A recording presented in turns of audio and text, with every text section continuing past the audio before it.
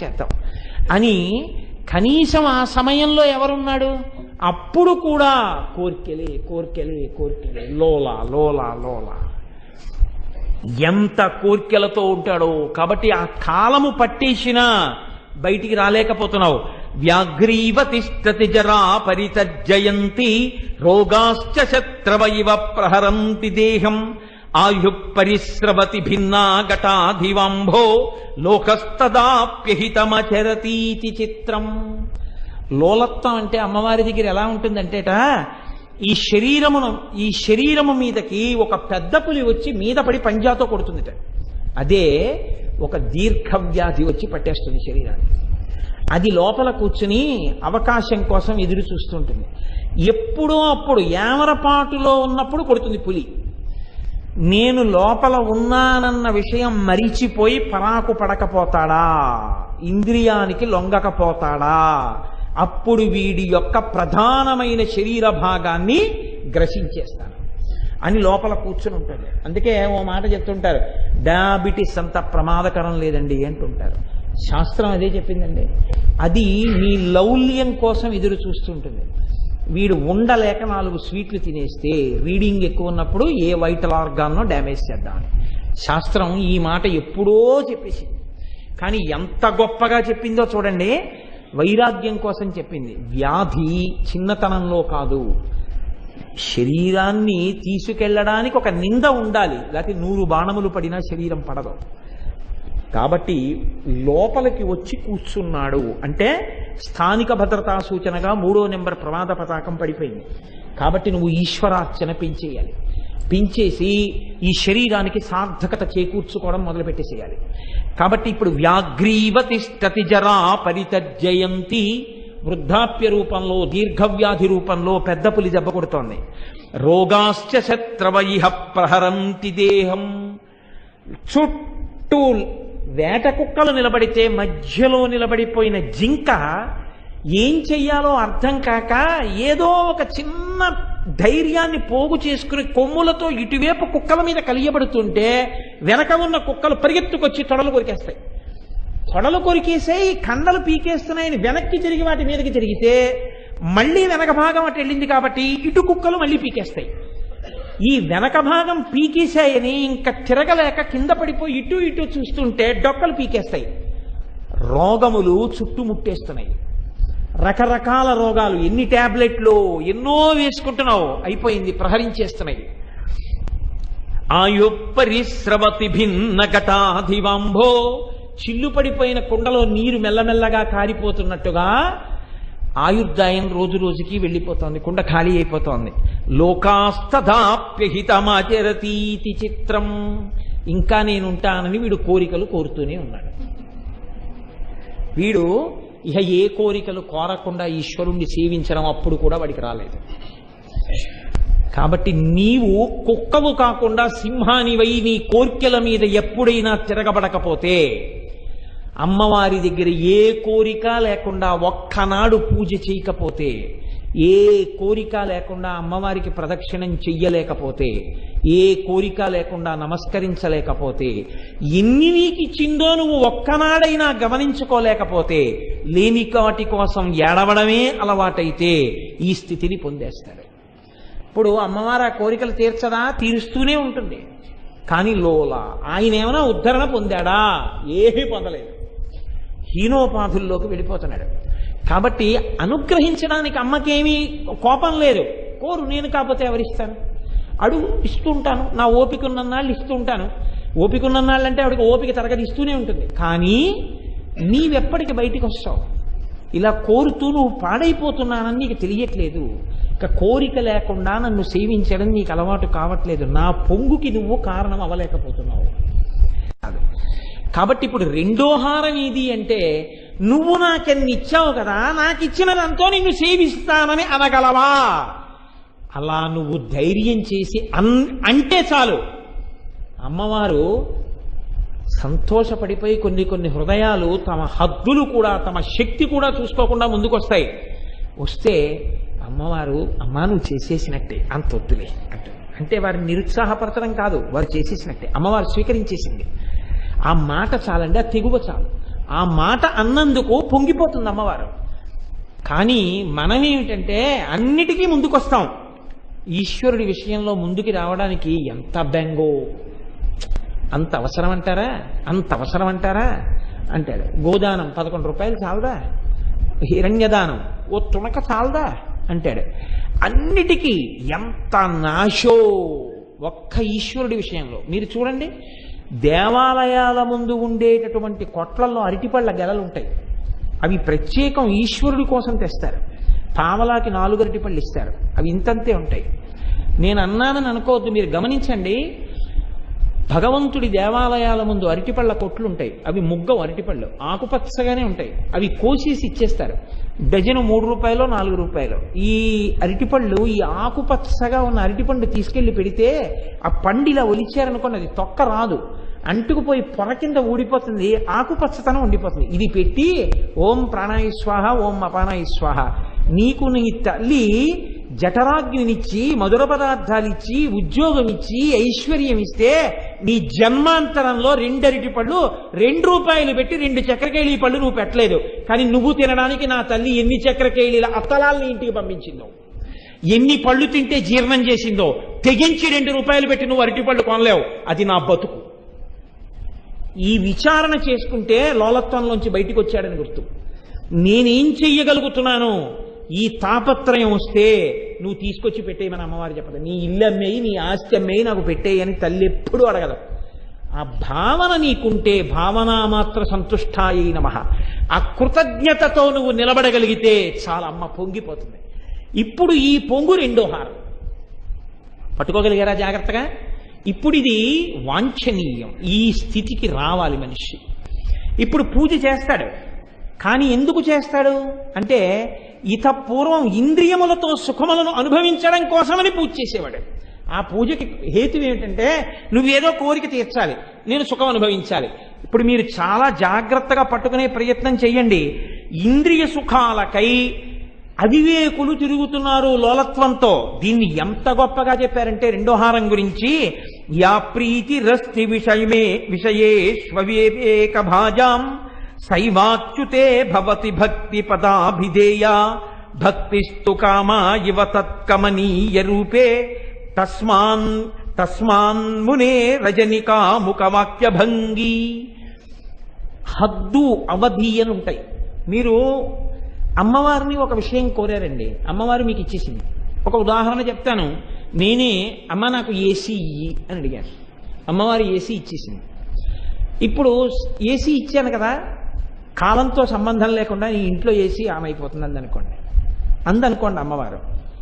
శీతాకాలంలో ఆ ఏసీ ఇంట్లో ఉండడం నాకేమవుతుంది, దుఃఖ కారణం అయిపోయి నేను ఏసీ లేని ఇంటికి వెళ్ళి పడుకోవాలి కదండి.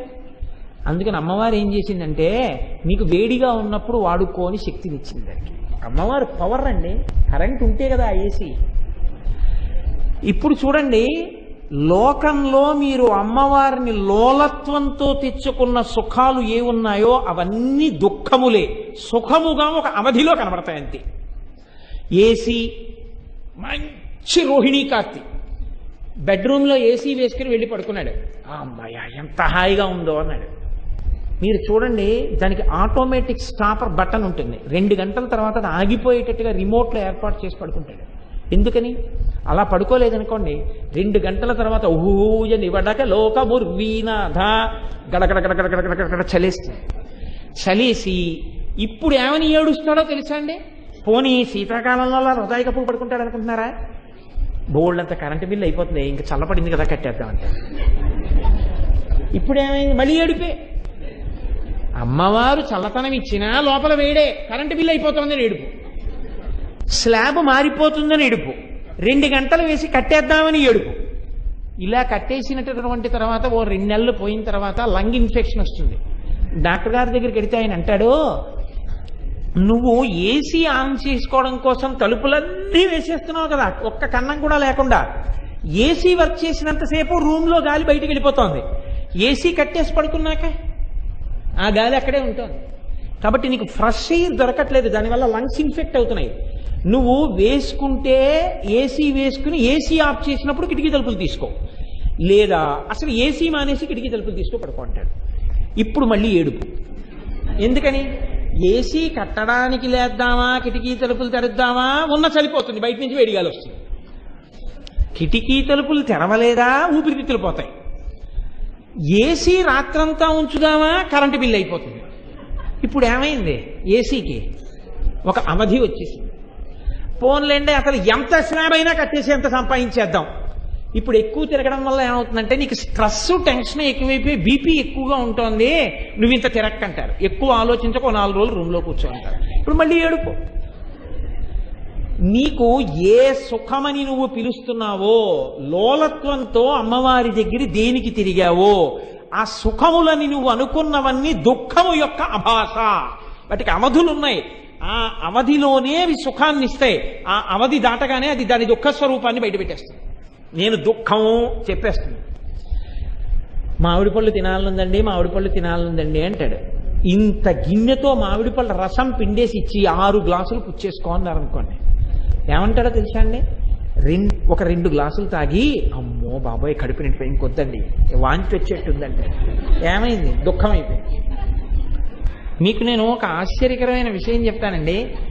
మీ ఇంట్లో 10 రోజులు అలా యాపిల్ పళ్ళు కనపడ్డాయి అనుకోండి, మీరేం తినలేదు వాటిని. 11వ రోజు యాపిల్ పళ్ళ ముక్కలు ఇంకోళ్ళ ఇంటికి ఇడితే పెట్టారనుకోండి, మీరు అంటారు వద్దండి యాపిల్ పళ్ళు. ఎందుకో తెలుసా అండి? ఒక్కటే కారణం, రోజు చూసి చూసి చూసి చూసి యాపిల్ పండు తినబుద్ది. వద్దండి బాబోయ్ ఆ యాపిల్ పళ్ళు అంటే. ఎందుకని? మొహం ఒత్తిందంటారు. మీరు చూడండి, మొహం ఒత్తిందండి అంటాడు. తింటానంటాడు. చక్కెర పొంగల్ ఇంత పెడితే వెంకటేశ్వర స్వామి గుళ్ళో ప్రసాదాలు ఎన్ని ఉంటాయోనండి పెట్టరంటాడు. అన్నీ పెట్టేసి తినన్నారు అనుకోండి, అబ్బో ఇన్ని తినలేనని ఏడుస్తాడు. ఎంత చిత్రంగా ఉంటుందో తెలుసా అండి? మీరు ఎప్పుడైనా వెంకటాచలం వెళ్ళినప్పుడు కాటేజీలో రూమ్ దగ్గరికి వస్తారు, వచ్చి చాలా ప్రసాదాలు ఉండిపోయాయ్యా, మీరు ఎంతమంది ఉన్నారు, మీరు కొంచెం తీసుకుంటారు ఏంటని ఉంటారు. అంటే పట్టికెడదామంటే పాసిపోతాయి, పారేద్దామంటే పారేయలేడు, తిందామంటే కడుపు పట్టదు, అందుకు ఇస్తున్నాడు. ఇప్పుడు అది ప్రసాదం కాబట్టి వినిమయం చేస్తున్నాడు. ఇంట్లో అయితే ఒక్కనాటికి వండడు పెట్టడు. కాబట్టి నీవు సుఖము అని దీన్ని పిలిచావో వాటికన్నింటికి అవధులున్నాయి. ఆ అవధిలోనే అది సుఖం తప్ప ఆ అవధి దాటిపోయిన తర్వాత అది నీకు సుఖం కాదు, అది నీకు దుఃఖమే తప్ప. అది నీకు సుఖం అని నువ్వు అనుకుంటున్నావు, కానీ అది ఒక్కనాటికి నీకు సుఖము కాదు. ఏది నిజమైన సుఖము? ఏ కోరికలు కోరకుండా అమ్మవారు నాకు అన్నీ ఇచ్చిందన్న తృప్తితో వెళ్ళి భగవంతుడి పాదముల దగ్గర కూర్చుని అమ్మవారిని మనసుతో ఆరాధన చేస్తున్నారనుకోండి. మనసుతో ఆరాధన చేస్తూ ధ్యానం చేస్తున్నారు. ఇప్పుడు మీరు నీ దగ్గర వస్తువులు ఏవీ లేవు, ఏ వస్తువులు లేవండి. మీకు నేను ఒక ఉదాహరణ చెప్తా. నేను సామర్లకోట ఉద్యోగం చేసిన రోజుల్లో బస్సుల్లో వెడుతుండేవాడిని. వెడితే నాతో పాటుగా రోజు బస్సులో అదే టైంకి కొంతమంది మూగి చెవిటి పిల్లలు ఎక్కేవారు. వాళ్ళు సామర్లకోట వెళ్ళేవారు. మరి వాళ్ళు ఎందుకు వెళ్ళేవారో నాకు తెలియదు, అక్కడ ఏమైనా స్కూల్ ఉందేమో. వాళ్ళు ఏం చేసేవారంటే వెడుతున్నప్పుడు కండక్టర్ వచ్చి రోజు ఒక బస్సు ఎక్కంగా, ఓ రోజు ఏలేశ్వరం బస్సు ఎక్కుతాం, రోజు గోకవరం బస్సు ఎక్కుతాం, రోజు రాజమండ్రి బస్సు ఎక్కుతాం ఎక్కేవారు. పాపం వీళ్ళు 5-6 కూర్చుని ఉండేవారు. కండక్టర్ వచ్చి ఎక్కడికనేవాడు. వాళ్ళు ఏమని చెప్పేవారో తెలుసా అండి? సామర్లకోట అని వాళ్ళు చెప్పలేరు. వాళ్ళు చెప్పినా కండక్టరు ఆ ఇరుకులో అడగడం అవి అతనికి కుదరదు. వాళ్ళు అనేవారు. అంటే నెక్స్ట్ రైల్వే స్టేషన్ సామర్లకోట, నేను ఆ రైళ్లు ఆగుతాయి కదా ఆ ఊరికని. అంటే పాపం అతను సామర్లకోట అనేవాడు. పెదవుల కదలికని బట్టి, ఎందుకంటే వాళ్ళకి తెలియదు సామర్లకోట అన్నది, పెదవుల కదలికని బట్టి అనేవారు. అంటే ఎన్ని అనేవాడు, 5 అనేవాడు. ఎక్కడున్నారు అనేవాడు అనేవారు. మీరు ఆలోచించండి, ఒక్క టిక్కెట్టు కొనుక్కోవడానికి అంత బాధ ఉందండి. అమ్మ కంఠం ఇచ్చి ఇన్ని వదరుతున్నానండి నేను. ఆ తల్లి ఇవ్వబట్టి కదా, ఆ తల్లికి నా కంఠాన్ని నేను వినియోగించడంలో ఒక్కరోజు ఫ్యాన్ ఆగిపోతే ఏడిస్తే నేను కృతజ్ఞుణ్ణి అయిపోను. గోపాలకృష్ణ గారు అంత బాధపడుతున్నారు, కానీ తల్లి కంఠం ఇచ్చి చెప్పరా ఈశ్వరుడి గురించి అంటే బెంగ. ఒక్కదానికి నీకు అన్ని సౌకర్యాలా? ఏమి ఇంట్లో కరెంటు పోతే ఏం చేస్తావు, ఫ్యాన్ తిరగకపోతే? కాబట్టి భగవంతుడి విషయంలో ఆ సామర్లకోట వెళ్తున్నప్పుడు నాకు అనిపించేది, అమ్మా నాకు ఎంత ఇచ్చావమ్మా, నాకు కంఠం ఉంది సామర్లకోట, ఒక టికెట్ అని ఇచ్చేస్తాను, డబ్బులు చిల్లర జేబులో పెట్టుకుంటాను. ఇచ్చావు కాబట్టి కంఠం, ఎన్ని అక్కర్లేని మాటలు మాట్లాడుతూ వెడుతుంటాను. లేనివాడికి తెలుసు ఆ కంఠం విలువ. వాడు ఒక్క మాట మాట్లాడలేడు. వాడికే కానీ ఒక్క గంట మాట్లాడే అవకాశం ఇవ్వనా అంటే వాడు ఎంత పొంగిపోతాడో జీవితంలో. అమ్మ నాకు ఇచ్చావు కదా, కాబట్టి అమ్మ భీష్మేకాదశి నాడు విష్ణు సహస్రం చదువుతానమ్మా అంటే అమ్మ సంతోషిస్తుంది. అంతేకాని ఎప్పుడూ బతుకంతా నేరాలు చెప్పుకోవడానికి, బ్రతుకంతా లొల్లి కబుర్లు మాట్లాడుకోవడానికే. కాబట్టి ఇప్పుడు అవధి లేని ఆనందం దేని యందు అబ్బో ఇంకో 2వ హారంలో ఉన్నాను అదే. కాబట్టి ఎంతసేపు అండి దాటేయడం పెద్ద విషయం ఏముంది, కో నిమిషంలోనే పూర్తి చేసేయచ్చు. కాబట్టి దేని యందు అవధి లేని ఆనందం ఉంది అంటే నీవు అమ్మవారిని ధ్యానం చేయడం, అమ్మవారిని సేవించడం, అమ్మవారిని మానసికంగా పూజించడంలో నీకు ఇచ్చినవి గుర్తు తెచ్చుకోవడమే తప్ప నీకు కోరికతో వెళ్ళడం కాదు.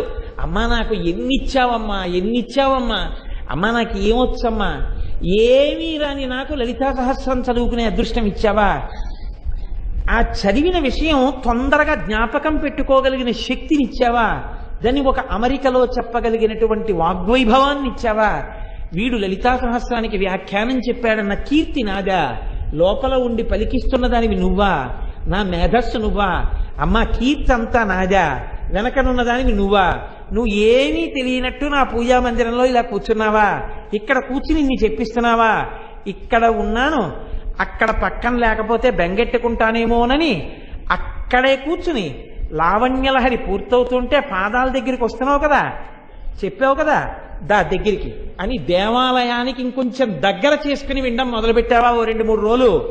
అమ్మా నీది ఎంత అనుగ్రహం అమ్మా, అక్కడ కూర్చుని చెప్పడం ఏంటి, దా దగ్గరికి రా అని చెప్పిన నన్ను వింటున్న వాళ్ళని నీకు బాగా దగ్గరగా పెట్టుకున్నావా, నీ కన్నులకు బాగా కనపడేటట్టు. ఆ బయట కూర్చోమంటే చలిగాలంటారని ముందే ఎప్పుడో ఊహించి ఇక్కడ చెప్పబడుతుంది వింటారని చలిగాలి తగలకుండా పెద్ద హాలు కట్టించావా, కట్టించి ఇక్కడ కూర్చున్నావా. మా అందరికీ ఇలా కూర్చున్నందుకు, ఇలా విన్నందుకు మీకు ఇలా వంపేసి మీకు ఇచ్చేస్తాను, మీరు నన్ను ఏమీ అడగక్కర్లేదని ఎప్పుడో వచ్చి ఇక్కడ లక్ష్మిగా కూర్చున్నావా తల్లి, ఏమీ ఆశ్చర్యం, ఇది కదా నీ దయ అంటే అని మీరు ఆనందపడిపోయేటప్పుడు అవధి ఎక్కడుంది చెప్పండి. ఇందులో ఇంతకన్నా ఆనందం పడితే మీకు ప్రమాదం అన్నది ఏమైనా ఉందా, ఇంతకన్నా కృతజ్ఞత చెప్తే ప్రమాదం అన్నది ఏమైనా ఉందా, ఇంతకన్నా మీరు రమిస్తే ఇబ్బంది అన్నది ఏమైనా ఉందా. మీరు కనీసం ఇంత పసుపు తెచ్చి నీళ్లలో కలిపి అమ్మవారి మీద పొయ్యట్లేదు. మీరు ఇక్కడ కళ్ళు మూసి కూర్చుంటే అమ్మవారు తెల్లటి స్నానశాటి కట్టు కూర్చుంటే మీ పక్కన మీ భార్య బంగారు పాత్రలో నింపి మీకు పసుపు నీళ్ళు ఇస్తుంటే ఆ పసుపు నీళ్ల పాత్ర ఎత్తి అమ్మవారి తలమించి పోస్తుంటే తెల్లటి చీర పచ్చగా అయిపోతే తల దగ్గర నుంచి తడిసిపోయి నొక్కులు జుత్తు ఇలా అంటుకుపోయి అమ్మవారి ఒంటి మించి ఆ నీళ్ళన్నీ పడిపోయి తడిసిపోతుంటే అమ్మా ఇంత అభిషేకం చేసేస్తున్నాను చలిగాల్లో, అమ్మ నీకు పరిశం పట్టదా అంటే ఏం పట్టదు నాన్న, నీ ప్రేమ నేను చూస్తున్నాను రా అని అభిషేకం తీసుకుంటున్నావా తల్లి అని మీరు పరవశించిపోయి కొబ్బరి నీళ్లతో, పసుపు నీళ్లతో, మారేడు దళోదకంతో, ఆ తర్వాత అమ్మవారికి కస్తూరి జలాలతో, పుష్పోదకంతో, గంధోదకంతో, సుగంధ ద్రవ్యాలతో అలా అభిషేకం చేసేస్తున్నారనుకోండి మనసులో, మీకు ఎక్కడ ఏమి దానివల్ల మీ ఇంతకన్నా సుఖం, ఇంతకన్నా నువ్వు ఎక్కువ మానస పూజ చేస్తే నీకు ఇబ్బంది వస్తుందని ఏమైనా ఉందా, నీ బ్యాంక్ అకౌంట్లో పావలా పోయిందా దానికి ఏమన్నా, నీ పచారీ కొట్లో నీకు పద్దేశాడా అమ్మినవాడు, ఇంత పసుపు పట్టుకెళ్ళి అభిషేకం చేసావు అమ్మవారికి పద్దేశాను అన్నాడా, ఏం అనలేదు. లోకంలో మీరు ఒకటి గమనించండి, మానసికంగా చేస్తే పుచ్చుకునేవాడు ఎవ్వడూ ఉండడు. అంతవరకు ఎందుకంటే ఇన్ని చెప్పిన నాకు ఇంటికి వెళ్ళిపోయిన తర్వాత నా భార్య ఒక్క రోజున ఇవాళ మీకు చక్కటి లేత అరిటాకు వేశాను, నీళ్లు చల్లాను, అరిటాకు తుడిచాను, అరిటాకులో ఒక పక్క బొబ్బట్లు వేశాను, మధ్యలో మురుంచద్ది పెట్టాను, ఒక పక్కన బంగారు పాత్రలో పాయసం పెట్టాను, 2 ఆరముగ్గిన చక్కెరకేళి పళ్ళు తొక్క విలిచి విస్తట్లో పెట్టాను, భోజనం అయిన తర్వాత మీరు వేసుకోవాలి అని బంగారు పళ్ళెంలో కర్పూర తాంబూలం పెట్టాను. మీరు స్వీకరించేశారు, తాంబూలం వేసుకున్నారు, మీ నోరు ఎర్రగా ఉంది, మీరు వెళ్ళి పడుకోండి, మీ కాళ్ళు పడతానని అనుకోండి. ఇవన్నీ ఎప్పుడు పెట్టావే అని అనుకోండి, మానసికంగా చేశాను అందనుకోండి. నీ మానస పూజ మండిపోను, ఇవన్నీ అక్కర్లేదు, కానీ కాస్త మరుగు నీళ్ళల్లో రవ్వేసి కాస్త మజ్జిగలో కలిపి జావి తాగి పడుకుంటా, నీ బొబ్బట్లు అక్కర్లేదు, నీ మొరం సర్ది అక్కర్లేదంట. మానసికంగా చేస్తే పుచ్చుకుని ఆనందించని వాడు లోకంలో మనందరం. పావలాకాసు తీయకుండా మానసికంగా ఏది చేసినా ఎక్కువ ఫలితం ఇచ్చేసేది అమ్మవారు. ఇప్పుడు అవధికి తేడా చూడండి, ఎంత తేడా ఉందో చూశారండి. మానసికంగా మీకు 60 రోజులు లలితా సహస్రం చెప్పానని అనుకోండి, నీ అసాధ్యం కూడా ఎప్పుడు చెప్పేవారు నువ్వు, ఇలా మానసికంగా ప్రవచనాలు ఏంటంటారు. అమ్మవారిని నేను పెదవులు కూడా కదపకుండా ఇలా కూర్చుని లోపల మంత్రం చేశాను అనుకోండి, దీనికి ఎక్కువ ఫలితం అది శాస్త్రం. పైకి చదివితే తక్కువ, పెదవులు కదిలితే ఇంకొంచెం ఎక్కువ. అసలు ఏవీ కదలకుండా నిశ్చలంగా లోపలే తిప్పితే ఎక్కువ ఫలితం. అంటే మనుష్యలోకమంతా దేనికి ఇష్టపడదో అక్కడ అమ్మవారు ఎక్కువ ఇష్టపడుతుంది. ఆవిడ ఎంత సులభురాలో చూడండి, మీరు కొంచెం గమనించండి. నాకు కాళ్ళు పడితేనే నేను సంతోషిస్తాను, నా కొడుకు. నేను మానసికంగా కాళ్ళు పడితే సంతోషపడిపోతుంది మా అమ్మ. మా అమ్మ అంటే జగదంబ. నేను ఒక కర్పూర తాంబూలం నా జన్మాంతరంలో 48 సంవత్సరాలు వయస్సు వచ్చింది. ఇప్పటికీ కొన్ని లక్షల రూపాయలు సంపాదించి ఉంటాను నా జీత రూపంలో. ఇంత డబ్బు సంపాదించాను. నిజంగా నేను మొన్న చెప్పినటువంటి తాంబూలం కట్టడానికి ఒక 20 రూపాయల కన్నా నేను ఖర్చు పెట్టక్కర్లేదు. కానీ ప్రయత్నపూర్వకంగా ఓ కొట్టుకెళ్ళి కాసిన యాలకపళ్ళు, ఇంత పచ్చకర్పూరం, ఇన్ని లవంగాలు, ఇంత జాపత్రి, కాచు, సున్నం, పెద్ద పెద్ద తమలపాకులు అన్నీ కొని మా అమ్మకి పెట్టాలని తెల్లవారకట్ట లేచి పై ముచికలు తుడిమి కింద ముచికలు తీసేసి కొద్దిగా సున్నాన్ని రాసి ఇవన్నీ వేసి దాన్ని తాంబూలం కట్టి అమ్మవారి దగ్గర పెట్టి, అమ్మ నువ్వు తినమ్మా అని నా జన్మాంతరంలో 20 రూపాయలు నేను ఎప్పుడన్నా ఖర్చు పెట్టానా? నేను పెట్టలేదు. కానీ నేను మానసికంగా ఒక కర్పూర తాంబూలాన్ని అమ్మవారి దగ్గర పెట్టి అలా కళ్ళు మూసుకుని అది నవిలితే అమ్మవారి నోరు ఎర్రపడినట్టుగా భావించి, సరస్వతీదేవి వీణ వాయిస్తుంటే ఇలా అంటున్న అమ్మవారి యొక్క తాటంకములు ఊగితే అమ్మవారి బుగ్గల్లో ప్రతిబింబించినట్టు ఎర్రటి నోరు నేను మానసికంగా దర్శనం చేశాను అనుకోండి, అమ్మవారు నా వంశంలో ఇంకొక శంకరాచార్యుల వారిని పుట్టేటట్టుగా అనుగ్రహిస్తుంది. ఇలా ఎవరు అనుగ్రహిస్తారు? ఎవరు ఇలాంటివి చేస్తే ఒప్పుకుంటారు లోకంలో? నేను మీకు కర్పూర తాంబూలం మానసికంగా ఇచ్చానండి అంటే ఎవరైనా ఒప్పుకుంటారా? మీరు ఎంత చెయ్యండి చేయించుకుంటారు, మీరింత చెయ్యడం ఆపండి మిమ్మల్ని తిడతారు. అది లోక సహజమైన విషయం. పెట్టని అమ్మ ఎలాగో పెట్టదు, పెట్టేదానివి నీకేం వచ్చిందే దుర్మార్గురాలా అన్నట్ట ముష్టేడు. పెట్టని వాళ్ళు ఎలాగో పెట్టరు, అందుకని పెట్టని అమ్మలు ఎలాగో పెట్టరు, పెట్టేదానివి నువ్వు పెట్టలేదు నీకేం వచ్చిందే దుర్మార్గురాలా అన్నాడు. ఇది లోక సహజం. పెట్టేవాడు ఒక్కరోజు పెట్టలేదనుకోండి అంతే మనకు కోపం వస్తుంది, ఏమొచ్చింది వాడికి అంటాం. కానీ అమ్మవారు ఒక్కనాడు మనమంత కృతజ్ఞత చూపించకపోయినా ఆవిడ మనకి ఇస్తూనే ఉంది. ఆవిడ నీరిస్తోంది, గాలిస్తోంది, భూమిలోంచి పంట ఇస్తూనే ఉంది, జఠరాగ్నితో తిన్న తిండి తినేట్టు చేస్తూనే ఉంది. లోపల రక్తపు గొట్టాలలో రక్తం తిరుగుతున్నా పాచి పట్టి రక్తనాళాలలో రక్తం తిరిగిపోవడం ఆగిపోకుండా వేడిని అలా ఉంచుతూనే ఉంది. ఇన్ని చేస్తోంది ఆ తల్లి. ఆ తల్లికి నువ్వు మనసా కృతజ్ఞతతో ధ్యానం చేస్తే ఆవిడ పొంగిపోతుంది. ఆ ధ్యానమునందు దుఃఖమేది, దానికి అవధేది? ఎంత చేస్తే కాదన్నారు, ఏది చేయకపోతే అడిగారు నిన్ను. ఈ భావనతో చేసిన పూజ ఏది ఉందో అది 2వ హారం, చింతాకు పథకం. ఇప్పుడు దానికి కోరిక లేదు, కృతజ్ఞత. ఈ స్థితిలో ఉన్నవాడు కోరకపోయినా అమ్మవారు వెంటబడుతుంది. అది విచిత్రం. వాడు నోరు విప్పి అడగడం, కానీ వాడి వెంట అమ్మవారు పడుతుంది. మీకు నేను ఒక ఉదాహరణ చూపిస్తాను. కావ్యకంఠ గణపతి ముని అరుణాచలం వెళ్ళారు, తిరువన్నామలై. వెళితే వారితో పాటు వారి తమ్ముడు కూడా వచ్చాడు. ఆయనకి జఠరాగ్ని ఎక్కువ. ఆ పిల్లాడు అన్నయ్య ఆకలిస్తోంది అన్నయ్య ఆకలిస్తోంది అంటున్నాడు. ఆ రోజున ఏకాదశి తిథి. అందుకని పాపం ఆయన దగ్గరున్న డబ్బులతో 1 డజనో 2 డజన్లో అరటిపళ్ళు కొన్నారు. వాడు అన్ని తినేశాడు. తినేసి ఇంకో గంట అవ్వలేదు, అన్నయ్య ఆకలి వేసేస్తోంది అన్నయ్య ఆకలి వేసేస్తోంది అంటే ఆ రోజు ఆయన పాటించిన ఆచారం అటువంటిది. బ్రాహ్మణులు ఉన్న అగ్రహారానికి వెళ్ళి ఇళ్ల ముందు నిలబడి భవతి భిక్షాందేహి అంటూ యాచన చేస్తున్నారు. అన్నం పెడితే తమ్ముడికి పెడదామని.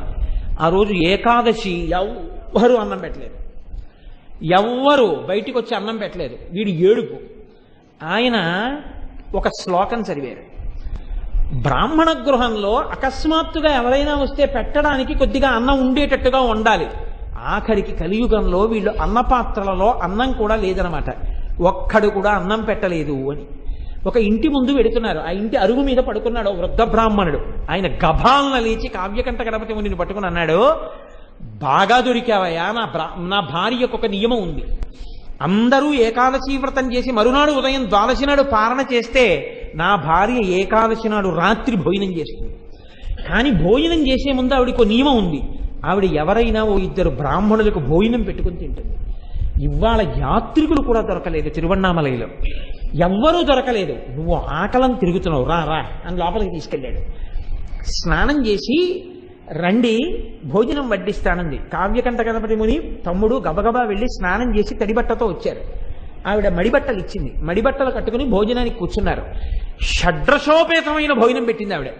భోజనం అంతా తినేసిన తర్వాత పెద్దలు ఇంటికి భోజనానికి వస్తే చందనం పెట్టాలి పక్కన. వారు భోజనం అంతా అయిపోయిన తర్వాత చందనం చేతికి రాసుకుని లేవాలి తప్ప చందనం పెట్టని భోజనం పెద్దలకు పెట్టకూడదు. కాబట్టి ఇంటికి పెద్దలు గురువులు కానీ అటువంటి వాళ్ళు వస్తే భోజన పాత్ర పక్కనే అయిపోతుండగా చందనం కూడా పెడతారు. అది యజమాని కానీ ఆ చందనం తీస్తే ఎంత గొప్ప శ్రేయస్సును పొందుతాడు దానివల్ల. కనుక అసలు మనకి ఈ విషయాలే తెలియవలసిన అవసరం లేని రోజులకు వచ్చేసామని వేరు మాట అనుకోండి. కాబట్టి ఇప్పుడు ఆవిడ చందనం పెట్టింది అక్కడ. కావ్యకంఠ గణపతి ముని తమ్ముడు చందనం రాసుకున్నారు. ఆవిడ తాంబూలం ఇచ్చింది. వీళ్ళు కడుపుల నిండా తినేశారేమో, కళ్ళు పడిపోతున్నాయి. అమ్మాయి ఇంకా ఎక్కడికి తిరగలేము, ఇవాళకి అరుగు మీద పడుకుంటామమ్మా అన్నారు. పడుకోండి అని తలుపేసేసారు. వీళ్ళు 2 పడుకుని నిద్రపోయారు. అది అయ్యంకుంట్ల వీధి అంటారు దాన్ని. పడుకుని నిద్రపోయారు. ఆ పడుకున్న నిద్రకి సూర్యోదయం అవుతుంటే తెలివొచ్చి 2 ఒక్కసారి నిద్ర లేచారు. అమ్మయ్య, రాత్రి ఈ తల్లి కదరా మనకు అన్నం పెట్టింది అనుకుని అరుగుమించి లేచి చూశారు. అది వినాయకుడి గుడి, అక్కడ ఇల్లు లేదు.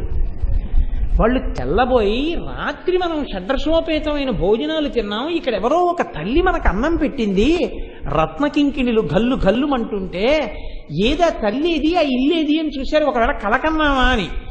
రాత్రి ఆవిడిచ్చిన తాంబూలాలు వాళ్ళ పక్కనే ఉన్నాయి అరుగు మీద, ద్రవ్యంతో కూడా.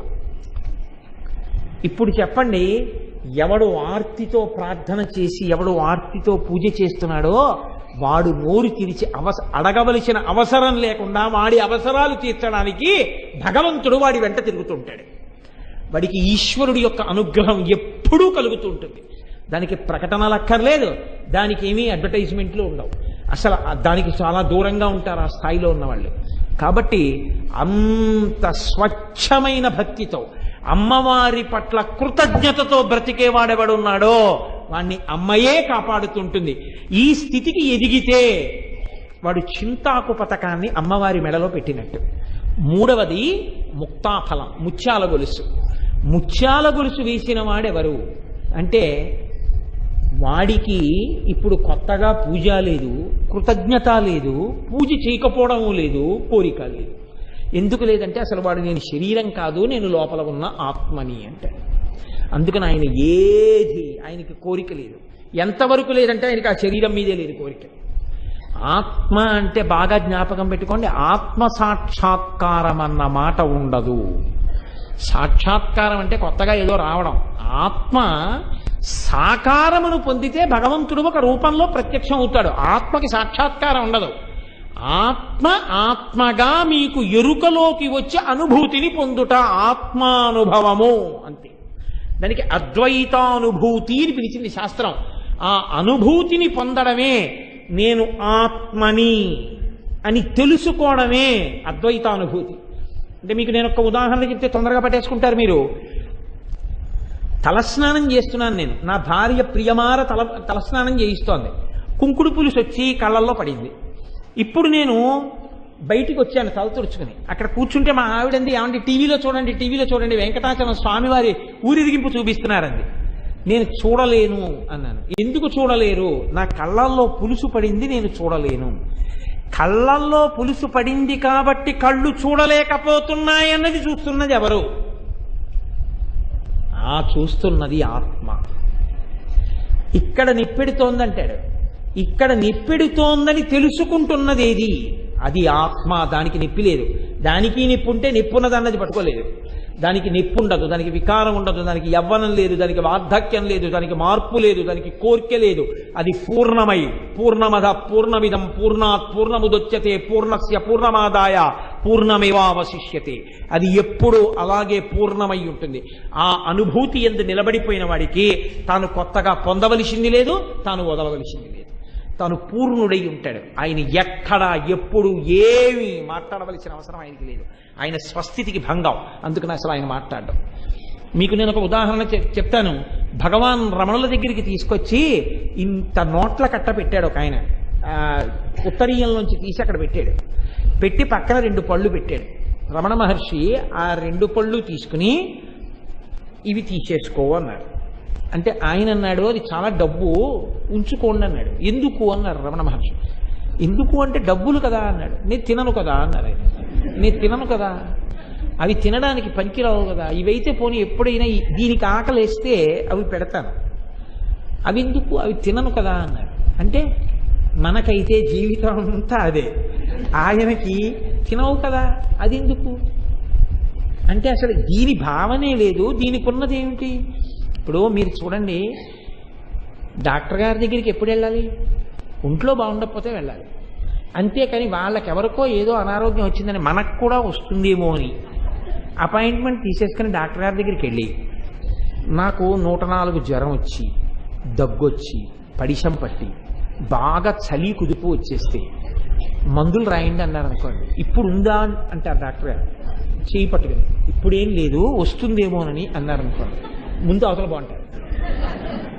నువ్వు నా దగ్గరికి కాదు, సైకియాట్రిస్ట్ దగ్గరికి వెళ్ళంటారు. మనం జ్ఞాని ఏమంటాడంటే, దీనికి ఉన్నది ఒక్కటే రోగం, ఆకలి. దీనికి జబ్బు వస్తే డాక్టర్ గారి దగ్గరికి వెళితే మంది ఇస్తారు. మంది ఏం చేస్తావు? జబ్బు తగ్గడానికి వేసుకుంటావు. ఇప్పుడు నేనేదో కాఫ్ సిరప్ రాశారండి, ఇంత కాఫ్ సిరప్ కొనుక్కున్నాను, ఒక 6 చెంచాలు వేసుకున్నాను, దగ్గు తగ్గిపోయింది. 72 రూపాయలు పెట్టి కొనుక్కున్నాను కాఫ్ సిరప్, 6 చెంచాలు వేసుకుని వదిలేయడం ఏమిటి అని మిగిలింది కూడా తాగేసాను అనుకోండి, కొత్త జబ్బు వస్తుంది. అలా తాగేయం కదా, దగ్గు సీసా ఇంట్లో ఉండిపోతుంది అంతే. దగ్గు సీసా అంటే దగ్గు మందు సీసా ఇంట్లో ఉండిపోతుంది. ఎందుకు ఉండిపోయిందంటే అంతా వేసుకోకుండా దగ్గు తగ్గిపోయింది, సంతోషించు. అంతేగాని 72 రూపాయలు పోసుకున్నాను అలాగే ఉండిపోయిందని ఆడవకూడదు. మళ్ళీ దానికి ఏడిపే అంటే మళ్ళీ మొదట్లోకి వెళ్ళాడు లోలా. 6 చెంచాలకే తగ్గిపోయిందిరా అని సంతోషించు.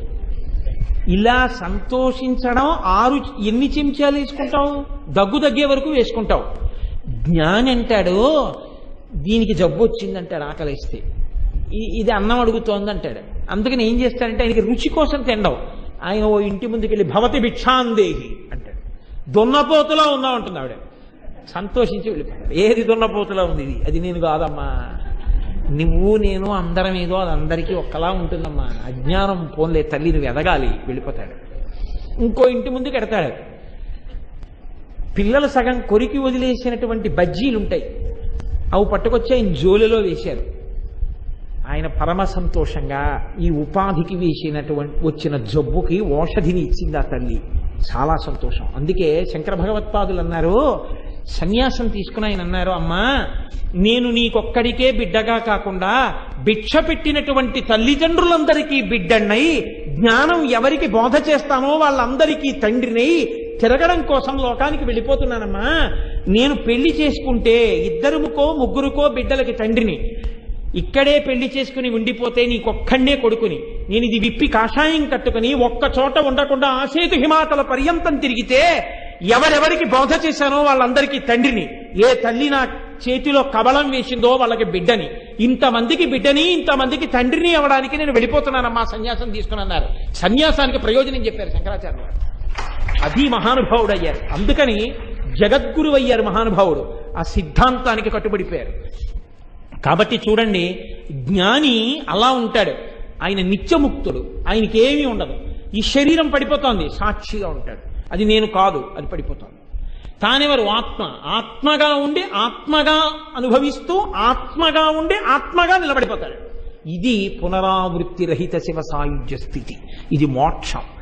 ఈ మోక్ష స్థితి కూడా ఎవరివ్వాలి లోకంలో? ఇంత జ్ఞానాన్ని కూడా ఎవరు ఇవ్వాలి? ఇది అమ్మవారి మెడలో వేసిన 3వ హారం, ముత్యాల హారం. ముక్తాహ అంటే ముత్యం, మోక్షం. ఈ మోక్షానికి వెళ్ళగలిగినటువంటి స్థితి కూడా ఇవ్వగలిగినటువంటిది అమ్మవారే. అమ్మవారి యొక్క అనుగ్రహం పొందడం కోసమని నువ్వు 3 రకములైన ఆభరణములు వేయవలసి ఉంటుంది. మూకశంకరులు 2 చేతులెత్తి నమస్కారం చేసి అన్నారు అమ్మవారిని స్తుతి శతకంలో, త్వమేవ సతి చండికా త్వమిహ దేవి చాముండికా త్వమేవ పరమాతృక తమసి యోగినీ రూపిణి త్వమేవ కిల శాంభవి త్వమేవ కామకోటి జయా త్వమేవ విజయా త్వయి త్రిజగదంబ కిం బ్రూమహే అన్నారు. అమ్మవారిని ఎదురుగుండా చూస్తూ అన్నారు, త్వమేవ సతి చండికా, అమ్మా నువ్వు చండీదేవివమ్మా అన్నారు. చండ అంటే పరబ్రహ్మం. పరబ్రహ్మము యొక్క శక్తి స్వరూపము చండి.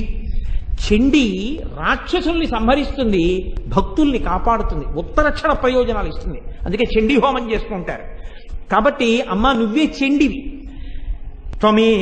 త్వమిహదేవి చాముండికా, అమ్మ నువ్వే చాముండేశ్వరివి. చాముండేశ్వరి అంటే అమ్మవారు చండముండులనేటటువంటి రాక్షసుల్ని సంహరించింది, అందుకని చాముండేశ్వరి అన్నారు. ఆవిడే మహాలక్ష్మి, మహాకాళి, మహాసరస్వతి స్వరూపిణి. రేపు వసంత పంచమి, ఆ రూపంతోనే అమ్మవారిని దర్శనం చేస్తాం. మహాసరస్వతి స్వరూపంగా జ్ఞానాన్ని కటాక్షిస్తుంది. కాబట్టి అమ్మ నువ్వే చాముండిక. త్వమేవ పరమాతృక, అమ్మ నా నోటి వెంట వస్తున్నాయే శ్లోకాలు, నా నోటి వెంట వస్తున్నాయే మాటలు, ఈ మాటలు ఎక్కడివి? నాలో ఉన్న ఊపిరిని, నా మేధస్సు ఎందు కదిలినటువంటి ఆలోచనలనేటటువంటి అగ్నిహోత్రంతో కలిపి నాలో ఉన్న భావాల చేత ఊపిరి పైకొచ్చినప్పుడు నాలుక నోట్లో నొక్కుతుంటే సొట్టలు పడి అక్షరములై, అక్షరములు పదములై, పదములు వాక్యములై, వాక్యములు పైకొచ్చి సభలో ఉన్న వాళ్ళ చెవుల్లోంచి మనస్సుల్లోకి వెడుతుంటే నాలో ఉన్న భావాలు వాళ్లలో ఉన్న భావాలై వాళ్ళు సంతోషించేటట్టుగా నా యందు వాగ్దేవివై నాలోంచి పైకొచ్చి నన్ను కృప చేసిన తల్లివి నువ్వు. కాబట్టి త్వమేవ పరమాతృక తమసి యోగినీ రూపిణి, జీవబ్రహ్మైక్య సిద్ధినిచ్చి ఇప్పటి వరకు జీవుడనుకున్న నేనే పరమాత్మని అని జీవబ్రహ్మైక్య సిద్ధినిచ్చేటటువంటి యోగశక్తివి అమ్మా నువ్వే. అనేన యుజ్యతే ఇది యోగ అంటాడు పతంజలి. అనేకమును ఒకటి వైపుకి తీసుకెళ్లగలిగినటువంటి శక్తివి నువ్వే. త్వమేవ కిల శాంభవి, శం భావయతి ఇది శంభో అని లింగపురాణం. సుఖము అన్న భావన కల్పించేవాడెవడో వాడు శంభువు. ఈ సుఖాలు సుఖాలా అన్న వైరాగ్యం ఇచ్చేవాడు శంభువు. మోక్ష సుఖాన్ని ఇచ్చేవాడు శంభువు. ఆ శంభువు యొక్క శక్తివైన శాంభవి నువ్వమ్మ. త్వమేవ కామకోటి జయ, చిన్న చిన్న కోరికల దగ్గర నుంచి మోక్షమనేటటువంటి కోరిక వరకు ఇన్ని కోరికలు ఇవ్వగలిగినటువంటి కోటి అంటే హద్దు. ఇక్కడ అన్నం తినడం దగ్గర నుంచి, ఆరోగ్యం దగ్గర నుంచి, మోక్షం వరకు ఎన్ని కామములు, ఎన్ని కోరికలున్నాయో, ఇన్ని కోరికలు ఎంతమంది ఎన్ని రకాల కోరికలు పైకి చెప్పకుండా మనసులో కోరుకున్న కొన్ని కోట్ల మందికి వాళ్ళు కోరుకున్న కోరికల్ని చక్కగా తీరిపోయేటట్టుగా అనుగ్రహించినప్పటికీ నీ దగ్గర ఉండేటటువంటి సంపద ఎంత మాత్రము తరగకుండా అలాగే ఉండేటట్టుగా ఇంతమంది కోరికలు తీర్చగలిగినటువంటి, తక్కువ కానటువంటి, లుప్తము కానటువంటి, క్షయము కానటువంటి, అపారమైన పూర్ణమైన సంపత్తితో కూడినటువంటి కోర్కెల హద్దులు తీర్చగలిగినటువంటి పూర్ణమైన శక్తి స్వరూపం ఏదుందో ఆ తల్లి కామకోటిక. కాబట్టి అమ్మా త్వమేవ కామకోటి జయా, అమ్మా జయ అమ్మవారి యొక్క పరిచారిక పక్కనే ఉంటుంది. ఎక్కడైనా జయమన్న శబ్దం ఉంటే అది నువ్వే. జయ అంటే 18 పురాణ జయం అని 18 పురాణాలను పిలుస్తారు. అమ్మా నువ్వే. లోకంలో ఎవరైనా ఎక్కడైనా జయం సాధించారంటే దానికి నువ్వే కారణం. విజయ, వి అంటే విశేషణం. విశేషమైనటువంటి జయాన్ని పొందుతున్నాడంటే నీ కారణం. నీ అనుగ్రహం ఉంది, పొందాడు. నీ అనుగ్రహం లేదు, వాడు పొందలేడు. అవన్నీ నావని బిరుదులు పెట్టుకున్నాడా, వాడిది కాదు, పాడైపోతాడు. కాబట్టి త్వమేవ విజయ త్వయి త్రిజగదంబ, అమ్మా 3 లోకములకు అమ్మవి అమ్మ నిన్ను నేనేమని స్తోత్రం చెయ్యను, ఇన్ని నువ్వు కాబట్టి తల్లి నీకొక్క నమస్కారం ఇలా చేసేస్తున్నానంతే. కాబట్టి నేనేం చెప్పగలనమ్మా, నేను ఏమని వర్ణించగలనమ్మా, నా వాక్కులు చాలవు.